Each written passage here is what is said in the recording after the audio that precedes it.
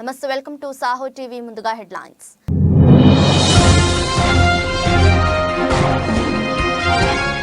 Finland border వద్ద Putin కు రహస్య నివాసం, వీడియో రిలీజ్ చేసిన జర్నలిస్ట్.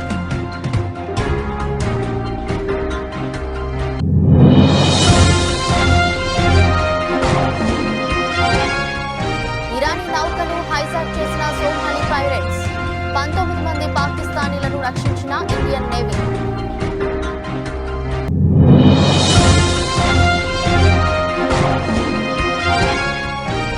ఎన్నికలకు సిద్ధం పై వైసీపీ సన్నాహక సమావేశం, ఆ కీలక నేతలు గైర్హాజరు.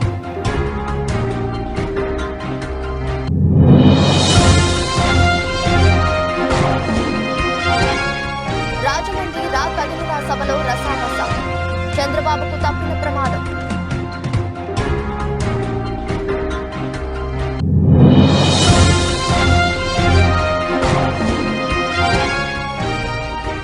తెలంగాణ కాంగ్రెస్ కీలక నిర్ణయం, ఎంపీ బరిలో సోనియా గాంధీ.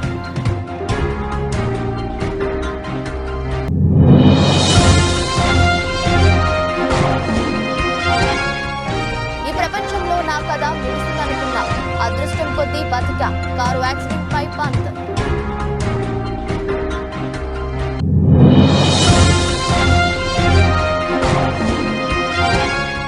త్వరలో పెళ్లి పీట లెక్కబోతున్న అమిల్ జాక్సన్, ప్రియుడితో ఎంగేజ్మెంట్.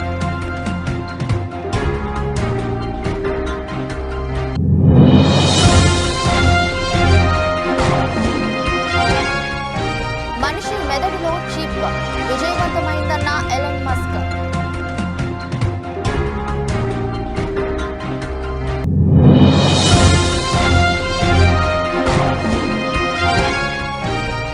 లాభాలతో ప్రారంభమై నష్టాల్లోకి జారుతున్న మార్కెట్లు.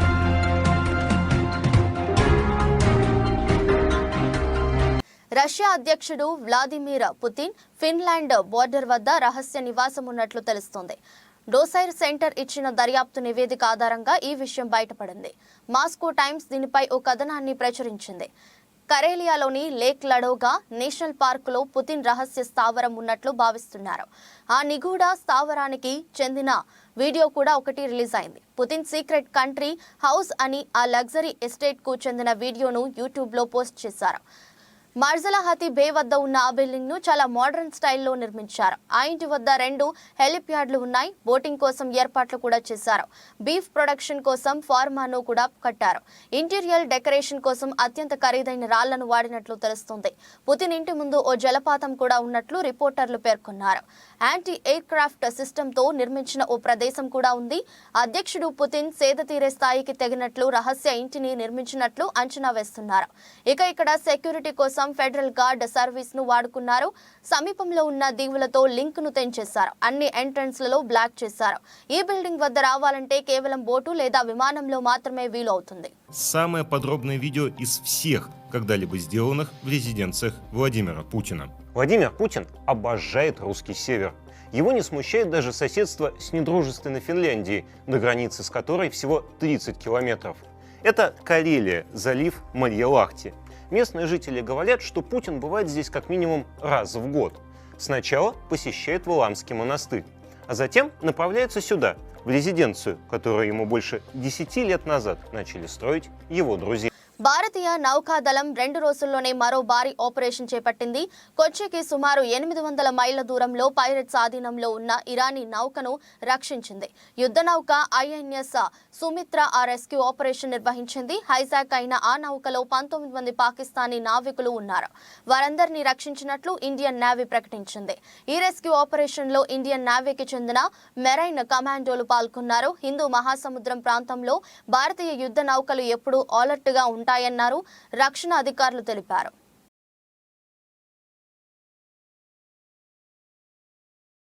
తిరుపతిలో వైసీపీ సిద్ధం సభ సన్నాహక సమావేశం జరిగింది. వైసీపీ ప్రజా ప్రతినిధులు, నియోజకవర్గ ఇన్ఛార్జీలు ఈ మీటింగ్ లో పాల్గొన్నారు.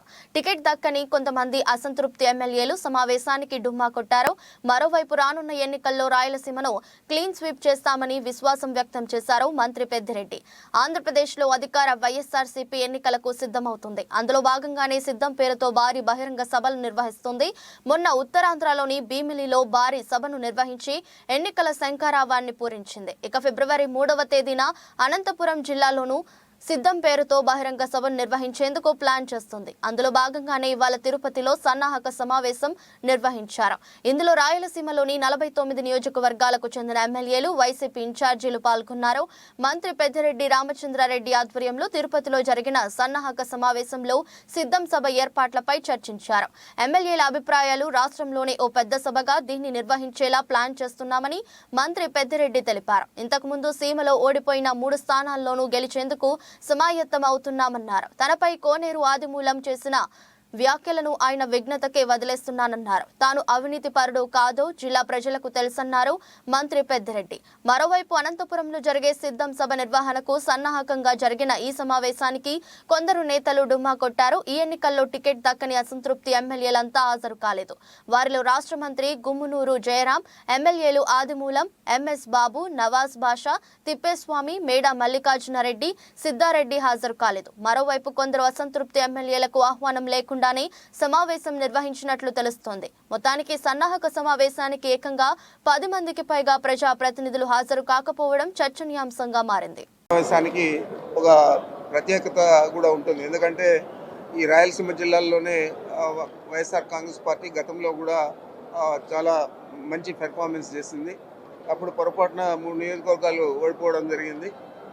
ఇప్పుడు ఆ 3 నియోజకవర్గాలు కూడా గెలవాల మొత్తము 50 స్థానాలలో సత్యవేడితో కలిపి 50 స్థానాలలో అన్నింటిలో కూడా గెలవాలని చెప్పి మనం దానికి సమాయత్తం కావాలని చెప్పి అది ఎన్నికల కేడర్ సమావేశమైనా కూడా ఎన్నికలకు సమాయత్తం అయ్యే విధంగా ఆ సమావేశాన్ని మనం జరుపుకోబోతూ ఉన్నాం. మన ప్రీతం నాయకుడు ముఖ్యమంత్రి జగన్మోహన్ రెడ్డి గారు ప్రధానంగా దాంట్లో వారు ప్రసంగించేదే కాకుండా ఒక సూచన వారు దిశా నిర్దేశం వారు చేస్తారు ఎన్నికల గురించి. మరి దీనికి ఎక్కువ ప్రాధాన్యత ఇవ్వాలని చెప్పి శాసనసభ్యులందరినీ కూడా కోరడం జరిగింది. ఆ విధంగానే అందరూ కూడా ఈ సమావేశానికి సిద్ధమయ్యారు. ఇప్పుడే ఒక పోస్టర్ కూడా రిలీజ్ చేశాము, ఎన్నికల యుద్ధానికి సిద్ధం అని చెప్పి.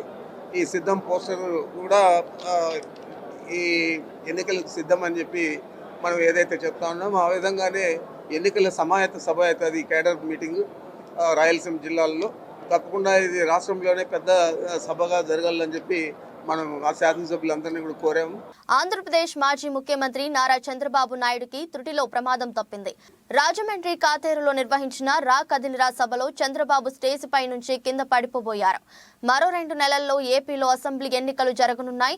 దీనికోసం బాబు తీవ్రంగా శ్రమిస్తున్నారు. భారీ బహిరంగ సభలు, అభ్యర్థుల ప్రకటనలు, తుది జాబితాపై కసరత్తు చేస్తూ ఫుల్ బిజీగా ఉన్నారు. అయితే సోమవారం జరిగిన కాతేరు సభలో రాజానగరం టికెట్ ను జనసేనకు ప్రకటించడంపై స్థానిక టీడీపీ కార్యకర్తలు నిరసన వ్యక్తం చేశారు. బొడ్డు వెంకటరమణ వర్గీయులు స్టేజీపై ఆందోళన చేశారు. అనంతరం స్టేజీపై చిన్నపాటి తోపులాట చోటు చేసుకుంది. చంద్రబాబుపై కార్యకర్తలు పడబోయారు.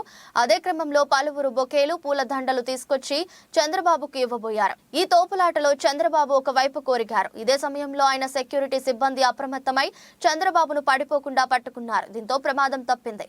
ఇక కార్యకర్తల తీరుపై చంద్రబాబు అసహనం వ్యక్తం చేశారు. టీడీపీ అధినేత చంద్రబాబు నాయుడు రా కదిలిరా పేరుతో రాష్ట్ర వ్యాప్తంగా సభలు నిర్వహిస్తున్నారు. ఇటీవల రాజోలు, రాజానగరం టికెట్ ను జనసేన అధినేత పవన్ కళ్యాణ్ ప్రకటించారు. అభ్యర్థి ప్రకటన అనంతరం కార్యకర్తలు స్టేజీపై నుంచి కిందకు దూకుడుగా దిగడంతో చంద్రబాబు పడబోయారు. సొంత పార్టీ కార్యకర్తల తీరుపై చంద్రబాబు అసహనం వ్యక్తం చేసినట్లు తెలుస్తుంది.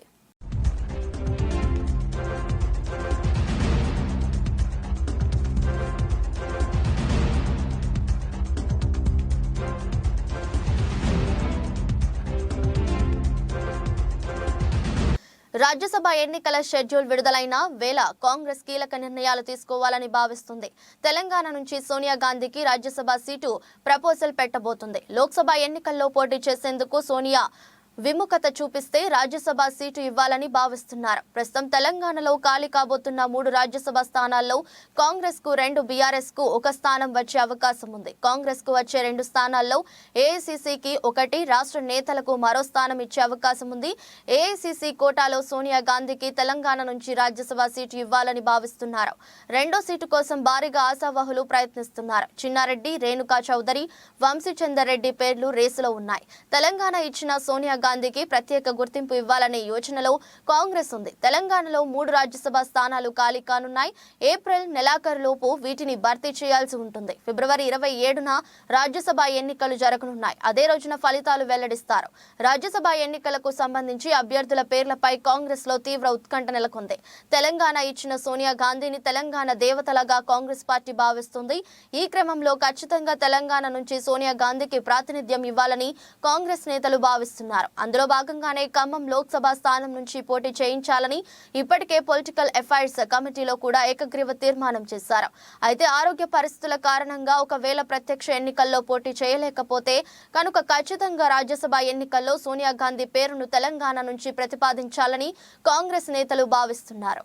आज हालात ये हैं कि ये खुलेआम धमकी देते हैं, कहते हैं कि अगर ये जीत नहीं होते तो कर्नाटका को मोदी जी का आशीर्वाद नहीं मिलेगा।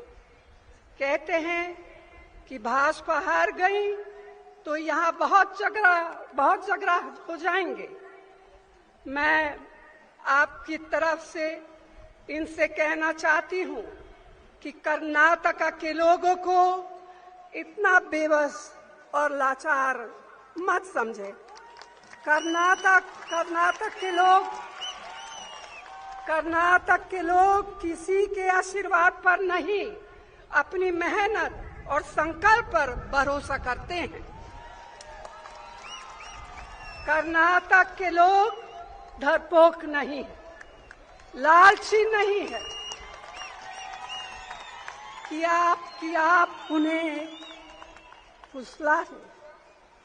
कर्नाटक के लोग 10 मई को आपको बताएंगे कि वे किस मिट्टी से बने हैं।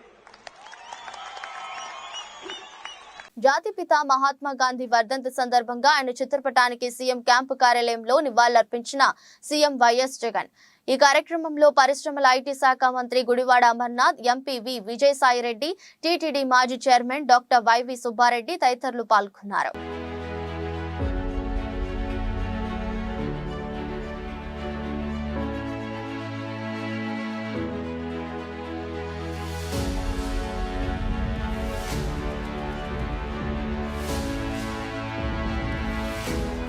తెలంగాణ ముఖ్యమంత్రి రేవంత్ రెడ్డిని మర్యాదపూర్వకంగా కలిసిన ప్రజాశాంతి పార్టీ అధ్యక్షుడు KA Paul. I am here sitting with the Honorable Chief Minister of Telangana State, capital city Hyderabad. We are conducting Global Peace Economic Summit on October 2nd, Gandhi's birthday. In the meanwhile, we will be visiting your countries, hosting you. We are inviting you to come to this great and marvelous city. You can say it is the 9th wonder of the world, Hyderabad. And the Honorable Chief Minister is welcoming you. Please, Sri Ravant Reddy ji. I am inviting you to Global Summit organized by Dr. K.A. Pal in Hyderabad. Please do come to Hyderabad and participate in Global Summit. Thank you. ముఖ్యమంత్రి YS Jaganmohan Reddy నిరుపేదలకు అనేక సంక్షేమ పథకాలు అందిస్తూ వారికి అండగా ఉంటుంటే చంద్రబాబు మాత్రం తన కొడుకును సీఎం చేసేందుకు కష్టపడుతున్నారని విజయవాడ ఎంపీ కేశినేని శ్రీనివాస్ ఎద్దేవా చేశారు. జగ్గయ్యపేట నియోజకవర్గం వత్సవాయిలో గాంధీ సెంటర్ నందు మండల సమాఖ్య ఆధ్వర్యంలో వైఎస్ఆర్ ఆసరా కార్యక్రమంలో ఎంపీ కేశినేని శ్రీనివాస్, ప్రభుత్వ whip MLA Samineni Udayabhanu, MLA సతీమణి విమల భాను పాల్గొన్నారు. ఈ సందర్భంగా జరిగిన సభా కార్యక్రమంలో ఎంపీ శ్రీనివాస్ మాట్లాడుతూ మాజీ ముఖ్యమంత్రి చంద్రబాబు నాయుడు పెత్తందారుల కోసమే పనిచేస్తాడని విమర్శించారు. జన్మభూమి కమిటీల ద్వారా పచ్చ చొక్కాల వారికే పథకాలు అందించేవారని అన్నారు. అనంతరం ఉదయభాను మాట్లాడుతూ డ్వాక్రా మహిళలకు రుణమాఫీ చేస్తానని మాజీ ముఖ్యమంత్రి చంద్రబాబు నాయుడు అక్క చెల్లెమ్మలను మోసం చేశారని అన్నారు. అనేక రకాల స్కూల్స్ మన నియోజకవర్గంలో అనేక రకాల స్కూల్స్ అన్ని నాడు స్కూల్ ఎలా ఉంది, స్లాబ్ అంతా పగిలిపోయింది, గోడల మీద రావి చెట్లు ముంచాయి, బ్లాక్ బోర్డ్ ఉండేది కాదు, కాంపౌండ్ వాల్ ఉండేది కాదు, గేదెలు మేకలు స్కూల్లో పడుతున్నాయి. అటువంటి స్కూల్స్ అన్నిటి కూడా ఆధునీకరణ చేశారు, చుట్టూ కాంపౌండ్ వాల్ కట్టారు, ఇవాళ డిజిటల్ క్లాస్ రూమ్స్ ఏర్పాటు చేశారు. బ్రహ్మాండంగా మన ఇంట్లో ఏ విధంగా అయితే పాలిష్ రాళ్ళు వేస్తామో అటువంటి పాలిష్ రాళ్ళని స్కూల్స్ లో వేశారు, చుట్టూ కాంపౌండ్ వాల్స్ కట్టారు, అన్ని రకాల టాయిలెట్స్ కూడా ఏర్పాటు చేశారు. అలానే చదువుకునే పిల్లలకి మంచి బ్యాగ్ ఇచ్చారు, 2000 రూపాయలు ఖరీదు చేసే బ్యాగులు ఇచ్చి అందులో టెక్స్ట్ బుక్స్, నోట్ బుక్స్. ధనికుల కోసం కష్టపడే వ్యక్తి చంద్రబాబు నాయుడు గారు. అట్లాగే ఈ సమాజం రాష్ట్రం బాగుండాలని అనుకునే వ్యక్తి జగన్మోహన్ రెడ్డి గారు అయితే కేవలం తన పనికిరాని కొడుకుని ముఖ్యమంత్రిని చేయడం కోసం కష్టపడే వ్యక్తి చంద్రబాబు నాయుడు. మీరు చూశారు ఇవాళ 25 లక్షల చిల్లర కోట్ల రూపాయలు పేద ప్రజల కోసం అనేక రకాల పథకాల్లో ఇచ్చినటువంటి వ్యక్తి మనం ఈ భారతదేశంలో ఎక్కడ కూడా చూడాల. నిజంగా చెప్తున్నా, నిజంగా ఎక్కడ కూడా ఇన్ని రాష్ట్రాలు ఉన్నాయి, పెద్ద పెద్ద రాష్ట్రాలు ఉన్నాయి, చిన్న చిన్న రాష్ట్రాలు ఉన్నాయి. మరి 25 లక్షల కోట్ల రూపాయలు పేదవారి అకౌంట్ లో వేశారంటే అది జగన్మోహన్ రెడ్డి గారి యొక్క పేదల పట్ల ఉన్న చిత్తశుద్ధికి అది తార్కాణం. అట్లాగే తన పిల్లలు నా భాను గారు చెప్పారు, నాడు నేడు స్కీమ్ లో స్కూల్స్ అన్ని కూడా డెవలప్ చేశారని. తన పిల్లలు ఎట్లయితే చదువుకున్నారో పేదవాళ్ళ పిల్లలు అంతకంటే మంచిగా చదువుకోవాలి. ఎన్టీఆర్ జిల్లా జగ్గయ్యపేట నియోజకవర్గం జరిగిన సమావేశ కార్యక్రమాలలో భాగంగా వైఎస్ఆర్సీపీ నాయకుల సమక్షంలో విజయవాడ పార్లమెంట్ సభ్యులు కేశినేని నానికి జగ్గయ్యపేట నియోజకవర్గం శాసనసభ్యుడు ప్రభుత్వ విప్ సామినేని ఉదయభాను, రాష్ట్ర బీసీ పూసల కార్పొరేషన్ డైరెక్టర్ చేని కుమారిని ప్రత్యేకంగా పరిచయం చేశారు.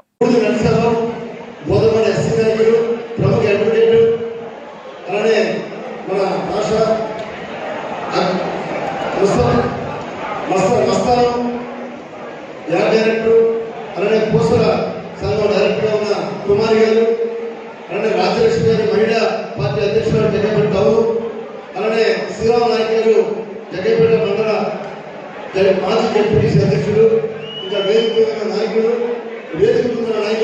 దయచేసి మైక్ పంపిస్తారు. నాని గారి గురించి మీ అందరికీ తెలుసు, మాకు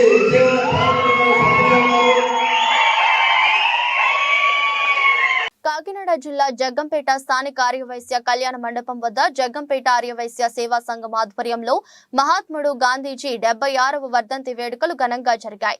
ఈ కార్యక్రమానికి ముఖ్య అతిథిగా హాజరైన జగ్గంపేట ఆర్యవైశ్య సేవా సంఘం అధ్యక్షులు కొత్త కొండబాబు గాంధీజీ పొట్టి శ్రీరాములు విగ్రహాలకు పూలమాలతో అంజలి ఘటించారు. ఈ సందర్భంగా ఆయన మాట్లాడుతూ 1948 జనవరి 30వ తేదీన గాంధీజీ మనకు దూరమయ్యారని, నేటి తరంతో పాటు భవిష్యత్ తరాలకు ఆయన మార్గదర్శకుడని, శాంతి సామరస్యానికి ప్రతీకాని, ఆయన శ్వాస సత్యం, అహింస ఆయన ధ్యాస, పేదరికం, అంటరానితనం, నిర్లక్ష్యరస్యత నిర్మూలన అని ఆయన కలగన్న గ్రామ స్వరాజ్య స్థాపనకు ప్రతి ఒక్కరూ కృషి చేయాలని, ఆత్మవిశ్వాసం, మనోధైర్యం, సరళి స్వభావం, సేవా దృక్పథం ఆయన మనకు అందించిన అస్త్రాలని, వాటిని మనమందరం పాటించాలని, ముఖ్యంగా యువత పోరాడి పట్టిన సామాజిక స్పృహ కలిగి ఉండాలని, అదే ఆయన మనకు అందించిన స్ఫూర్తి అని కొండబాబు తెలిపారు.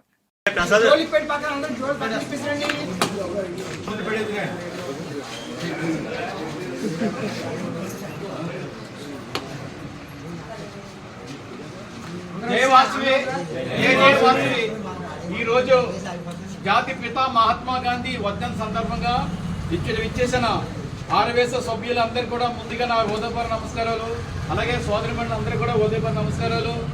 గాంధీ గారు శాంతియుతంగా మరి సత్యాగ్రహంగా ఆయన ఎంతో ఒబ్బడిగా నీటిగా జాగ్రత్తగా మనకి స్వాతంత్రం తీసుకొచ్చిన మహానుభావుడు, మన కులవస్తులు జాతి పిత మహాత్మా గాంధీ గారికి మన అందరూ కూడా ఒక 2 నిమిషాలు ఆయనకి మౌనం పాటించాల్సిన కూర్చోను. టైం చూడండి.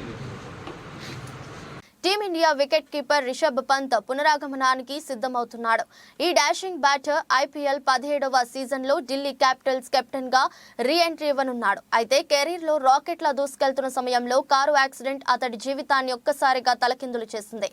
ఎంతో ఇష్టమైన ఆటకు తనను దూరం చేసిన 2 ఏళ్ల క్రితం నాటి కారు యాక్సిడెంట్ ను పంత్ తాజాగా గుర్తు చేసుకున్నాడు. స్టార్ స్పోర్ట్స్ ఛానల్ విడుదల చేసిన ఒక ప్రోమో వీడియోలో మాట్లాడిన పంత్, ప్రపంచంలో నా కథ ముగిసిందని జీవితంలో మొదటిసారి అనిపించింది. కానీ నేను అదృష్టవంతుణ్ణి. ఎంతో పెద్ద ప్రమాదం అది. నేను బతికాను. ఏదో ఒక శక్తి నన్ను కాపాడింది. నేను కోలుకునేందుకు 16-18 నెలలు పడుతుందని డాక్టర్లు చెప్పారు. రెండో జీవితం లభించినందుకు లక్కీగా ఫీల్ అవుతున్నా అని వెల్లడించారు. కొత్త సంవత్సరం వేడుకల్లో పాల్గొనేందుకు పంత్ 2022 డిసెంబర్ 31న కారులో ఇంటికి బయలుదేరాడు. ఢిల్లీ డెహ్రాడూన్ రహదారిపై వెళ్తున్న అతడి మర్సిడీస్ కారు రూర్కీ సమీపంలోని హమ్మద్పూర్ గల్ వద్ద యాక్సిడెంట్ కు గురైంది. వేగంగా వెళ్తున్న అతడి కారు రైలింగ్ కు ఢీకొని అమాంతం బోల్తా పడింది. క్షణాల్లో మంటలు చెలరేగాయి. కారులోనే చిక్కుకుపోయిన పంత్కు నుదురు, కాలికి కాలిన గాయాలయ్యాయి. కారులోంచి మంటలు రావడం గమనించిన కొందరు అద్దాలు పగలకొట్టి పంత్ను కాపాడారు. అంబులెన్స్ లో అతడిని డెహ్రాడూన్లోని ప్రైవేట్ ఆసుపత్రికి తరలించారు. అనంతరం ముంబైలోని కోకిలా బెన్ ఆసుపత్రిలో పంత్ మోకాలి సర్జరీ చేయించుకున్నారు. అక్కడి నుంచి బెంగళూరులోని నేషనల్ క్రికెట్ అకాడమీకి వెళ్లిన పంత్ ఫిట్నెస్ పై దృష్టి పెట్టాడు. కష్టమైన వ్యాయామాలు చేసి తక్కువ సమయంలోనే ఫిట్ గా అయ్యాడు. ప్రస్తుతం బ్యాటింగ్ ప్రాక్టీస్ తోనే బిజీగా ఉన్న పంత్ ఐపీఎల్ 17వ సీజన్ కోసం ఎదురు చూస్తున్నాడు. फर्स्ट टाइम ऐसा था लाइफ में हो गया अब टाइम इस वर्ल्ड में कितना बड़ा हो सकता था ये चीज़ आपको भी नहीं पता. इतना एक्सीडेंट होने के बाद I was alive. Something has saved me. Doctor ने बोला यार 16 to 18 मंथ्स लगेंगे. బాలీవుడ్ బ్యూటీ ఆమీ జాక్సన్ గురించి తెలుగు ప్రేక్షకులు ప్రత్యేక పరిచయం అక్కర్లేదు. రామ్ చరణ్ హీరోగా నటించిన ఎవడు చిత్రంతో పాటు రోబో 2.0 చిత్రంతో మంచి గుర్తింపు తెచ్చుకుంది. అయితే ప్రస్తుతం తెలుగు సినిమాల్లో కనిపించడం లేదు. తాజాగా ఈ అమ్మడు పెళ్లిపీటలెక్కేందుకు సిద్ధమైంది. ప్రియుడు హాలీవుడ్ నటుడు ఎడ్ వెస్ట్విక్ తో ఆమీ జాక్సన్ ఎంగేజ్మెంట్ జరిగింది. ఆమీ జాక్సన్ గతంలో జార్జ్ పనయోటే అనే బిజినెస్ మ్యాన్ తో ప్రేమానయం సాగించింది. అతడితో 2019లో ఎంగేజ్మెంట్ కూడా చేసుకుంది. అనంతరం పెళ్లి కాకుండానే తల్లయింది. అయితే వీరి ప్రేమ ఎక్కువ కాలం నిలవలేదు. పెళ్లి పీటలు కూడా ఎక్కకుండానే వీరి బంధానికి ముగింపు పడింది. 2022లో పయోనిట్తో తన బంధం ముగిసినట్లు ఆమీ జాక్సన్ ప్రకటించింది. అప్పటి నుంచి కుమారుడు ఆండ్రెస్ తో ఒంటరిగానే ఉంటున్న ఆమీ జాక్సన్ హాలీవుడ్ నటుడు వెస్ట్విక్ తో ప్రేమలో పడింది. ఇప్పుడు అతడితో ఎంగేజ్మెంట్ చేసుకుంది. స్విట్జర్లాండ్ లో అందమైన ప్రదేశంలో కుటుంబ సభ్యులు, స్నేహితుల సమక్షంలో ఆమీ జాక్సన్ కు రింగ్ తొడిగి వెస్ట్విక్ ప్రపోజ్ చేశాడు. ఆమీ జాక్సన్ సైతం వెస్ట్విక్ ప్రపోజల్ కు ఓకే చెప్పేసింది. ఇందుకు సంబంధించిన ఫోటోలు ఆమీ జాక్సన్ ఇన్స్టా వేదికగా షేర్ చేసింది. ప్రస్తుతం ఈ ఫోటోలు వైరల్ అవుతున్నాయి. ఇవి చూసిన అభిమానులు, పలువురు సెలబ్రిటీలు ఆమీకి శుభాకాంక్షలు తెలుపుతున్నారు.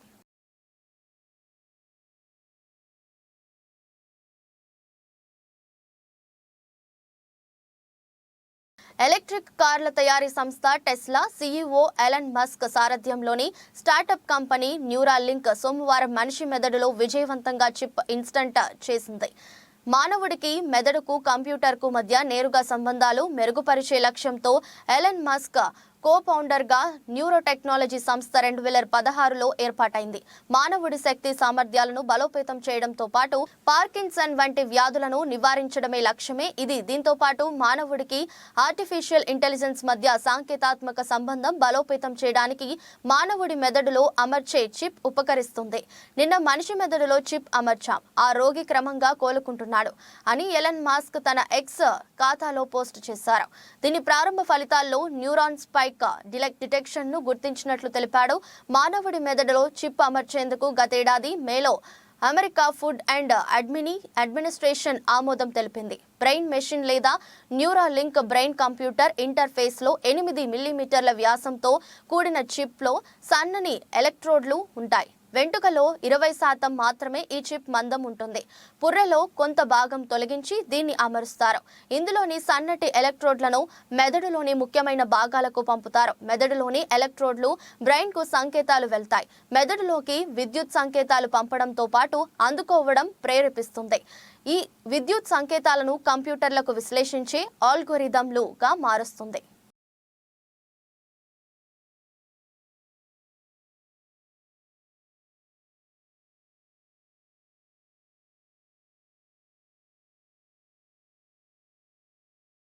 ఉదయం 9:28 సమయంలో నెక్సెస్ 110 పాయింట్లు నష్టపోయి 71,831 వద్ద ట్రేడ్ అవుతుంది. నిఫ్టీ 24 పాయింట్లు కుంగి 21,712 దగ్గర కొనసాగుతుంది. అంతర్జాతీయ మార్కెట్లలోని సానుకూల సంకేతాల మధ్య దేశీయ స్టాక్ మార్కెట్ సూచీలు మంగళవారం లాభాలతో ప్రారంభమయ్యాయి. కానీ అమ్మకాల సెగతో కాసేపటికే నష్టాల్లోకి జారుకున్నాయి. ఉదయం 9:28 సమయంలో నెక్సెస్ 110 పాయింట్లు నష్టపోయి 71,831 వద్ద ట్రేడ్ అవుతుంది. నిఫ్టీ 24 పాయింట్లు కుంగి 21,712 దగ్గర కొనసాగుతుంది. డాలర్తో పోలిస్తే రూపాయి మారకం విలువ 83.13 వద్ద ప్రారంభమైంది. సెన్సెక్స్ 30 సూచీలో Bharti Airtel, Wipro, Tata Motors, Infosys, TCS, JSW Steel, Tech Mahindra, HUL, Tata Steel, HCL Tech షేర్లు లాభాల్లో ఉన్నాయి. Bajaj Finance, Bajaj Finserv, NTPC, UltraTech Cements, Power Grid, Reliance, Titan, Kotak Mahindra Bank, ITC, LNT షేర్లు నష్టాల్లో కొనసాగుతున్నాయి. అమెరికా మార్కెట్లు సోమవారం లాభాలతో ముగిశాయి. నేడు ఆసియా పసిఫిక్ ప్రధాన సూచీలు సానుకూలంగా ట్రేడ్ అవుతున్నాయి. అంతర్జాతీయ మార్కెట్లో బ్యాలర్ బ్రెంట్ చమురు ధర గత 24 గంటల్లో 0.15% పెరిగి $82.52 వద్ద ట్రేడ్ అవుతుంది. విదేశీ సంస్థాగత మదుపరులు సోమవారం 110 కోట్ల విలువ చేసే షేర్లను కొనుగోలు చేశారు. దేశీయ సంస్థాగత మదుపరులు సైతం 3,221.34 కోట్ల విలువ చేసే షేర్లను కొన్నారు. ఈరోజు doctor Reddy's, Bajaj Finserv, LNT, Adani Total Gas, Suven Life Sciences, NDTV త్రైమాసిక ఫలితాలు ప్రకటించనున్నాయి. ఈ నేపథ్యంలో ఆయా కంపెనీల స్టాక్స్ పై మదుపరులు దృష్టి సారించవచ్చు.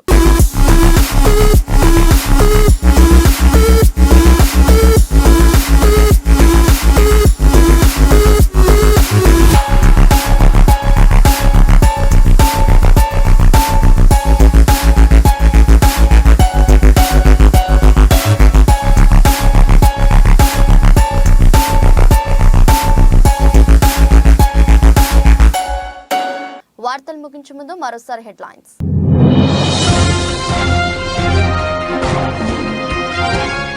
ఫిన్లాండ్ బోర్డర్ వద్ద పుతిన్ కు రహస్య నివాసం, వీడియో రిలీజ్ చేసిన జర్నలిస్ట్.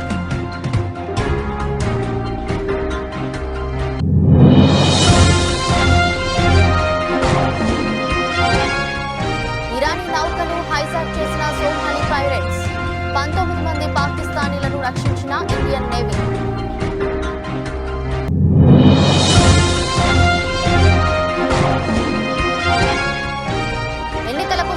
పై వైసీపీ సన్నాహక సమావేశం, ఆ కీలక నేతలు గైర్హాజరు.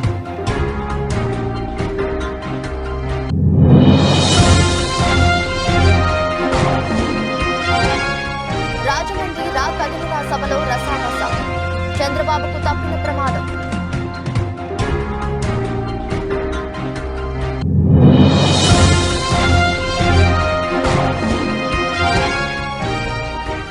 తెలంగాణ కాంగ్రెస్ కీలక నిర్ణయం, ఎంపీ బరిలో సోనియా గాంధీ.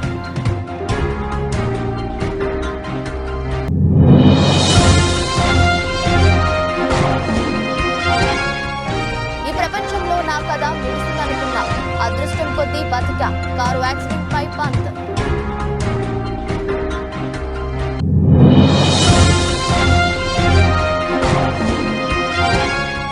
త్వరలో పెళ్లిపీట లెక్కబోతున్న అమిల్ జాక్సన్, ప్రియుడితో ఎంగేజ్మెంట్.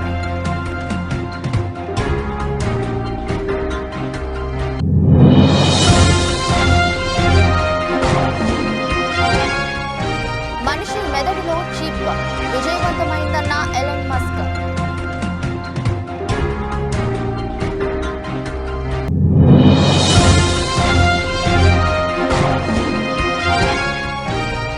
లాభాలతో ప్రారంభమై నష్టాల్లోకి జారుతున్న మార్కెట్లు.